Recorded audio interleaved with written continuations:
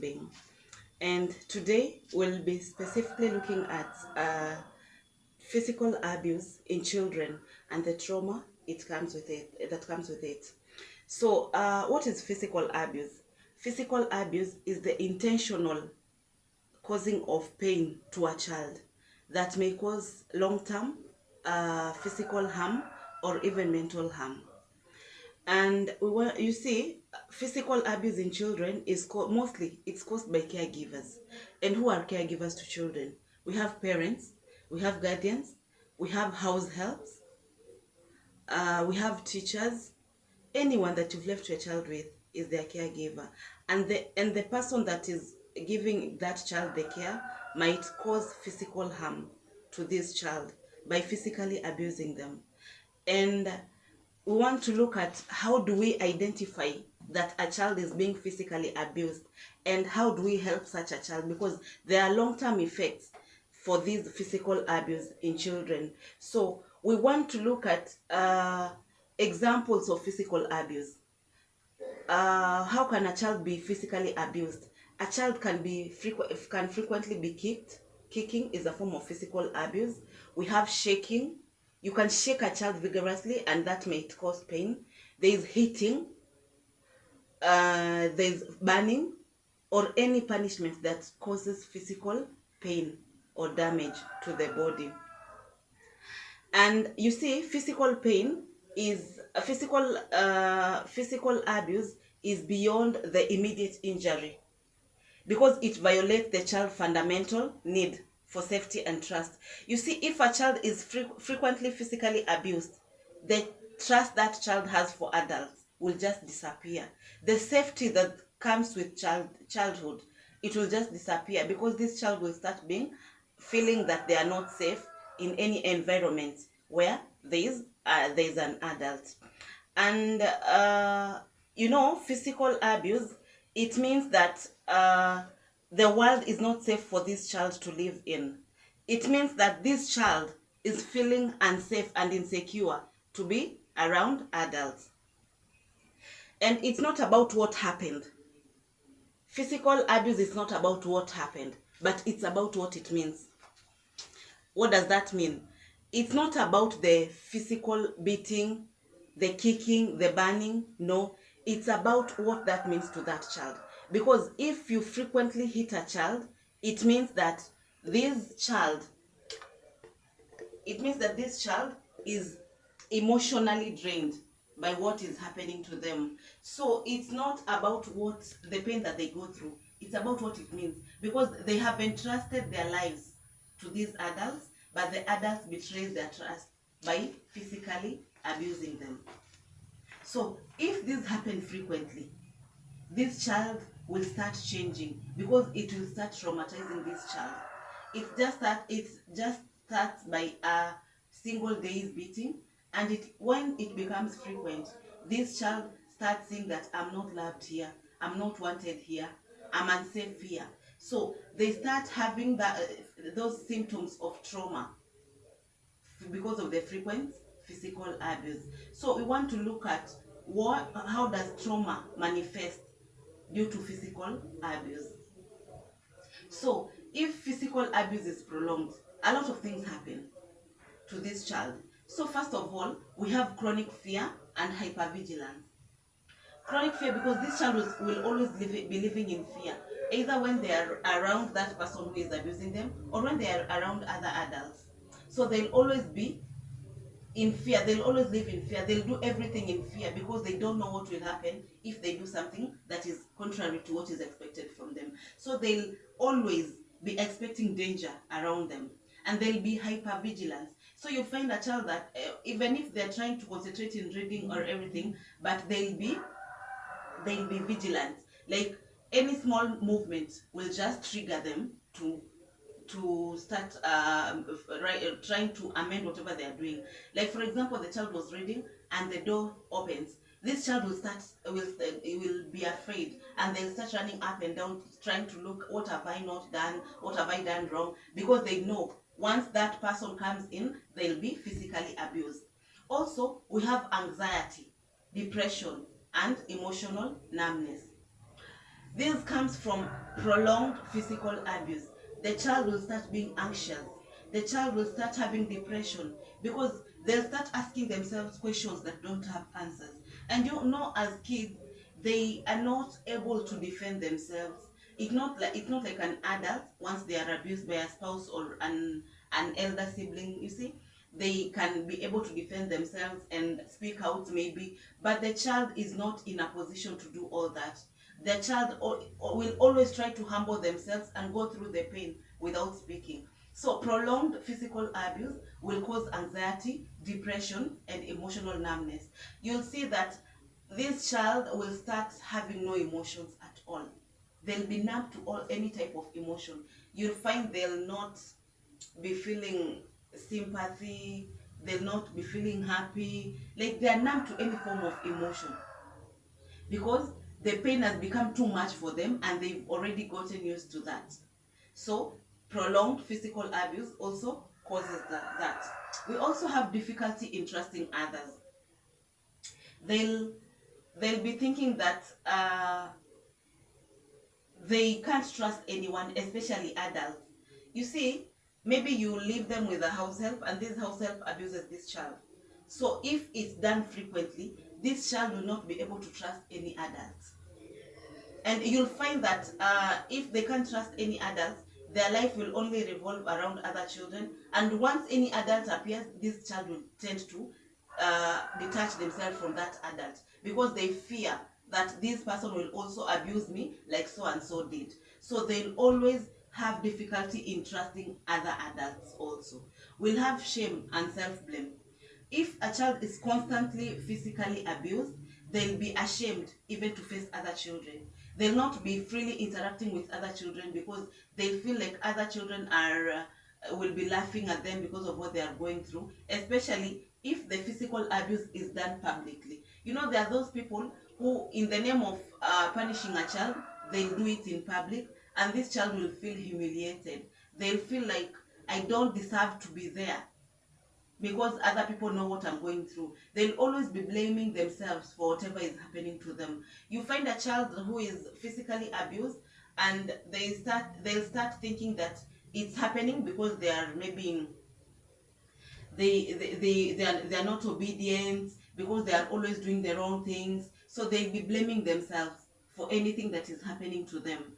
Also, the prolonged physical pain will cause disruption in brain development. You see, the brain has a formula of developing, but once the brain is disturbed by unnecessary emotions and pains, the brain development will be disrupted. So it will not be normal like other children. So it's the physical pain, the physical abuse will disrupt the normal brain development.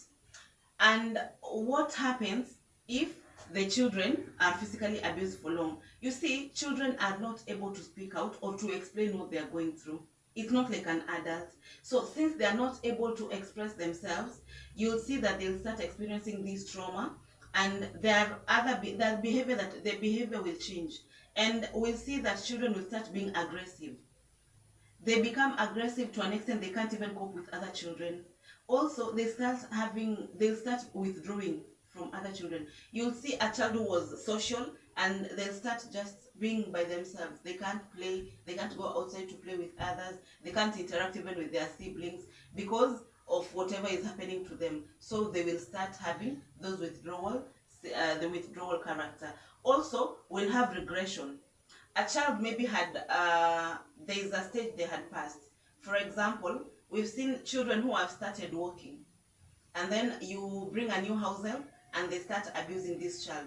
You'll see this child will start becoming dull, they start becoming moody, and you'll find that if they had started walking maybe in a month or so, the child slowly, because of just sitting in one place, not wanting to interact, not wanting to move around so that they don't anger the person who is physically abusing them, they'll start regressing. So that walking stage will just go back, and you'll find this child can't walk again. It will take another period of time before the child starts to walk. Also, there's regression in things like bedwetting and thumb sucking. We've seen children that they stop bedwetting when they are still young, but the physical abuse, once it starts, it causes trauma, and some characters start coming back. Some things start coming back, like that bedwetting. You'll find a child who stopped bedwetting at around 8 years or 5 years, but when they reach like 10 years, they start bedwetting. It's because of what they are going through during the day, and it starts disturbing them, and it causes a lot of mental pain, and they are not able to control some things like bedwetting. You'll find a child who stopped maybe sucking the thumb, and slowly they start going back to that because it consoles them. It's something that makes them, because sucking a thumb makes you relax. So you'll find this child will start sucking the thumb at least to calm themselves down. So we also have learning difficulties. Children who are frequently physically abused, they'll have difficulty in learning. They'll not be able to concentrate in class, and so their education will not be perfect. They'll not be grasping what is being taught in class because of the physical abuse that they are going through. And there's sudden change of moods. You will find a child who was always jovial, who was happy, and slowly they start becoming a shadow of themselves. Why? It's because of whatever they are going through at home or with their caregivers. And what are the long-term effects because of that are caused by this physical abuse? First of all, we have post-traumatic stress disorder, PTSD. You see, if the physical pain is prolonged, these children they start having depression, and it causes PTSD, and getting out of that becomes a problem. We also have substance abuse and self-harm.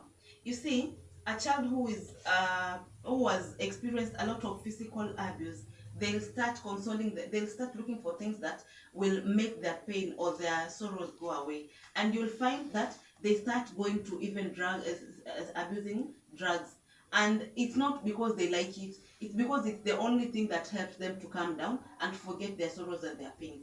So if you see a child that has just suddenly started abusing drugs, the best thing to do as a teacher or as an adult is to start investigating what might be the cause of this, because there is a reason behind it. A child can't start it just from nowhere. Physical abuse also leads to a child starting to abuse drugs. We have relationship difficulties and attachment issues. Relationship difficulties and attachment issues, in like, you'll find that these children, they can't interact with people, they can't maintain a relationship because they feel like trusting people too much becomes a problem to them because of whatever they are going through, wherever maybe it's at home or at school. So maintaining those relationships even with their peers becomes a task for them. We have repeating cycle of violence. You see, if a child grows up being abused, they'll like, that's what they know. And if this child, once they grow up, they marry, you'll find that same thing, it will just be recurring. Like, it will be like inherited. Whatever they went through, they'll want to bring it down to others. So you'll find that a child who was physically abused, they'll start abusing their spouses, they'll start abusing their children, because that's what they know best how to do. It's hard for you to do something that you're not used to.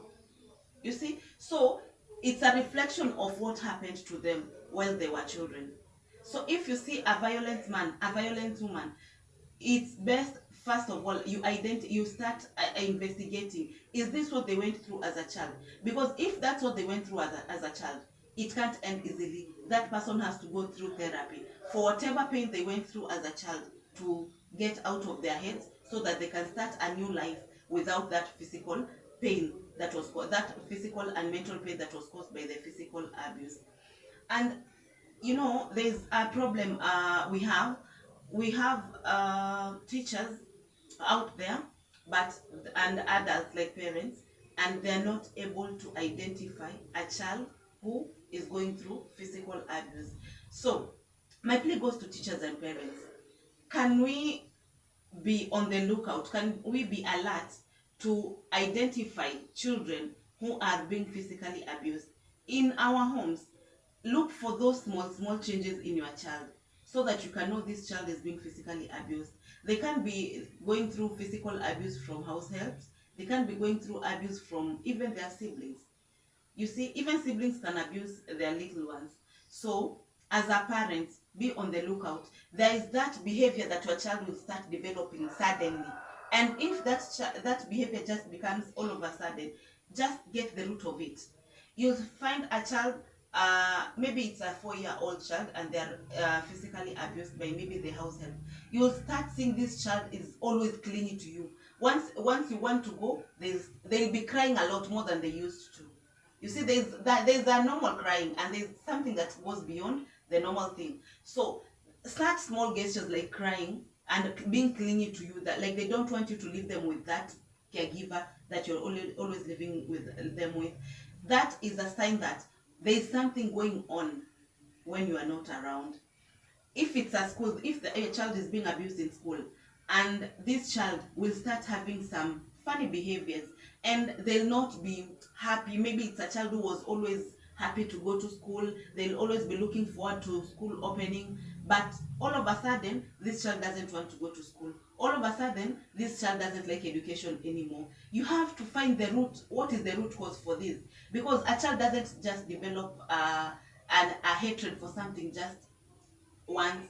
There's something that is happening behind the scenes that you have to investigate as a parent. So let's not neglect our duties as parents. We have to always be on the lookout for any sudden change of behavior in our children, because those sudden change of behavior, they imply that this child is going through something. Is it at school? Is it at home? There's something this child is going through, and they can't just express themselves verbally, and you have to be alert so that you can notice there's something going on that needs your attention. And for you to help them, you can, after identifying that this child of mine has started having a funny behavior, you can just sit them down with love, away from everybody. You can just decide, maybe you're going to church and you just take a walk and you start asking them with love, and always learn to listen.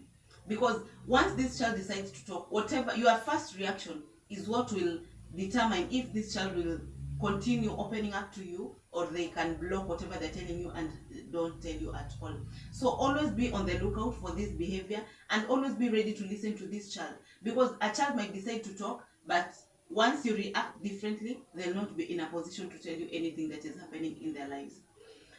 And in psychology and literature and social work, trauma caused from physical abuse is oftenly depicted as invisible but persuasive. It's persuasive because it's something that has been going on for long, and it shows in fragmented memories. You see, a child what is going through, they are going through, and their emotions can just shut down all of a sudden, and they can have heightened reactions to different things. So these are just things that might be happening,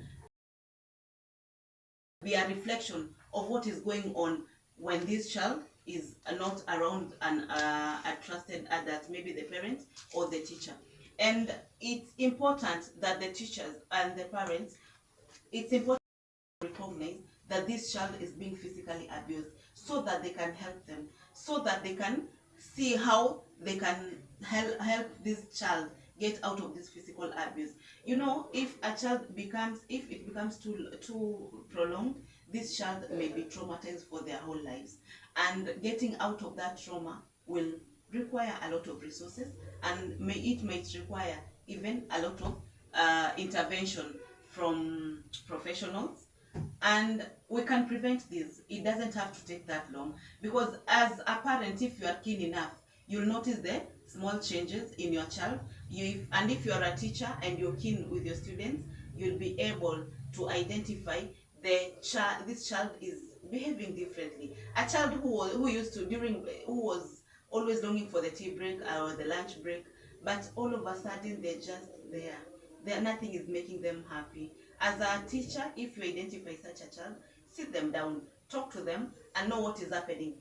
If it's maybe the caregiver, like a house help or a guardian or a grandparent, an uncle, an aunt, just listen to this child, let them open up to you, let them tell you what is happening with their lives. And once they open up to you as a trusted person to them, if this child ever opens up to you, it's your responsibility to help them. It's your responsibility to go further and seek help on their behalf, because on their own they can't. So it's your responsibility as a teacher to ensure this child gets help. If it comes from their parents, it's your responsibility as a teacher to report it through your, maybe it's the head teacher or the principal. It's your responsibility to seek further help, maybe from the local authorities, from the police. It's your responsibility to report such cases so that these children may be helped and so that they may be removed from an environment where they'll be frequently physically abused. Because a physically abused child is never happy. A physically abused child is never successful. They'll always have something that is disturbing them, that will hinder them from making it in life, that will hinder them from being happy. And you know, a happy child is always a successful child. So do we want to have a generation where we don't have happy children, a generation where we have children who are not able to express themselves, a generation where we have adults who cannot be able to speak for themselves and speak for others because of whatever pain they went through as children? So let's raise children who are not physically abused. Let's raise children who can stand firm and condemn physical abuse because of the help they got from people surrounding them. It's your responsibility as a parent, it's your responsibility as a teacher, it's your responsibility as a person in the community to identify a person who has been a child who has been physically abused, and it's your responsibility, key responsibility, to ensure this child is helped so that they can stop being abused. And this will lead to a happy nation. And here at Gwira Studio, we are here to listen to you. And whatever you have, the thoughts you have maybe on our podcast, on our shows, please send your questions and your comments to our comment section so that we'll be able to address to them. And once you do that, we will flow well with whatever suggestions you have for us. So thank you for being with us.